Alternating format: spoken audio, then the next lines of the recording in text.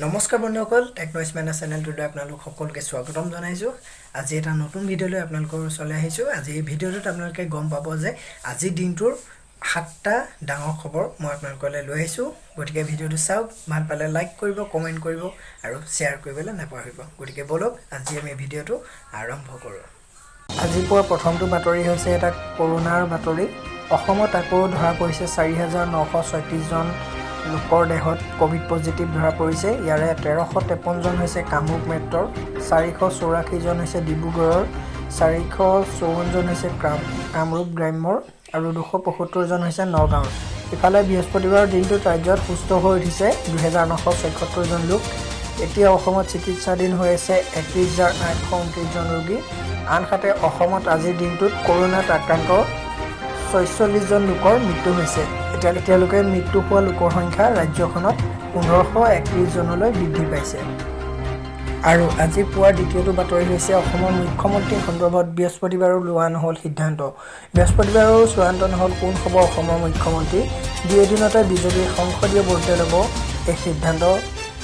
সন্ধিয়া কেন্দ্ৰীয় গৃহমন্ত্ৰী অমিত শ্বাহৰ বাসভৱনত হৈছিল এই গুৰুত্বপূৰ্ণ বৈঠকত মূলতঃ অসম আৰু পশ্চিমবংগক লৈ হৈছিল আলোচনা।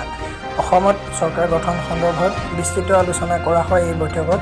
শীঘ্ৰে অসমৰ বাবে পৰ্যবেক্ষক নিযুক্তি দিয়াৰ সম্ভাৱনা। নিৰ্বাচনী পৰ্যবেক্ষক অসমলৈ অহাৰ পাছত এই সিদ্ধান্ত ল'ব সংসদীয় বোৰ্ডে। আজি পুৱাৰ তৃতীয়টো বাতৰি হৈছে কৰোনাত আক্ৰান্ত হৈ প্ৰাক্তন কেন্দ্ৰীয় মন্ত্ৰী অজিত সিঙৰ মৃত্যু। প্ৰাক্তন কেন্দ্ৰীয় মন্ত্ৰী অজিত সিঙৰ দেহাৱসান। কৰোনাই প্ৰাণ ল'লে প্ৰাক্তন কেন্দ্ৰীয় মন্ত্ৰীগৰাকীৰ। যোৱা 20 এপ্ৰিলত তেওঁৰ দেহত ধৰা পৰিছিল এই মহামাৰী কৰোনা। উল্লেখযোগ্য যে ৰাষ্ট্ৰীয় লোকদলৰ সভাপতি আছিল অজিত সিং। সিঙৰ মৃত্যুত শোক প্ৰকাশ কৰিছে দেশৰ প্ৰধানমন্ত্ৰীগৰাকীয়েও। ইয়াৰ পাছত চতুৰ্থটি গুৰুত্বপূৰ্ণ বাতৰি হৈছে দিল্লীত এগৰাকী অসমীয়াৰ প্ৰাণ কাঢ়ি নিলে কৰোনাই। দিল্লীত কৰোনাই প্ৰাণ কাঢ়ি নিলে এগৰাকী অসমীয়াৰ। কৰোনাত আক্ৰান্ত হৈ থকা দিল্লী বিশ্ববিদ্যালয়ৰ অধীনৰ শ্যামলাল মহাবিদ্যালয়ৰ সহযোগী অধ্যাপক ৰাজৰ্ষি কলিতাৰ মৃত্যু। কোভিডত আক্ৰান্ত হৈ তেওঁ গ্ৰেটাৰ নয়ডাৰ সাৰদা হস্পিটেলত ভৰ্তি হৈ আছিল। উল্লেখযোগ্য যে ৰাজৰ্ষি কলিতা হৈছে বিশিষ্টা লেখিকা অৰূপা পটংগীয়া কলিতা আৰু টংলা মহাবিদ্যালয় ইংৰাজী বিভাগৰ মুৰব্বী অধ্যাপক ৰাজেন কলিতাৰ পুত্ৰ।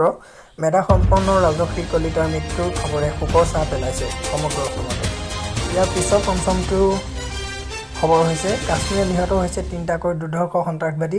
কাশ্মীৰত সেনাৰ গুলীত নিহত হৈছে 3টাকৈ সন্ত্ৰাসবাদী। সেনা আৰু আৰক্ষীয়ে যুটীয়াভাৱে চলাইছিল এই অভিযান। কাশ্মীৰৰ এটা বিশেষ এলেকাত চলোৱা হয় এই অভিযান। কেইবাটাও সন্ত্ৰাসবাদীয়ে আত্মগোপন কৰি থকাৰ খবৰ পাইছিল আৰু খবৰ পোৱাৰ পাছতেই চলাইছিল এই অভিযান। আজি পুৱা 6 নম্বৰটি ডাঙৰ খবৰ হৈছে যে চৰকাৰে কাৰ্যভাৰ গ্ৰহণ কৰা 24 ঘণ্টা নহওঁতেই কেন্দ্ৰীয় চৰকাৰে ইয়াত দল পঠিয়াই আছে মমতা বেনাৰ্জী।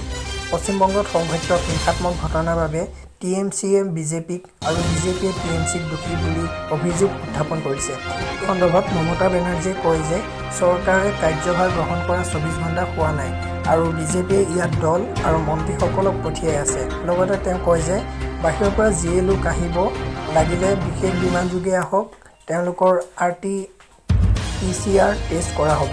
টেষ্টৰ ক্ষেত্ৰত কোনো ধৰণৰ লোকৰ মাজত ভেদাভেদ কৰা নহয়।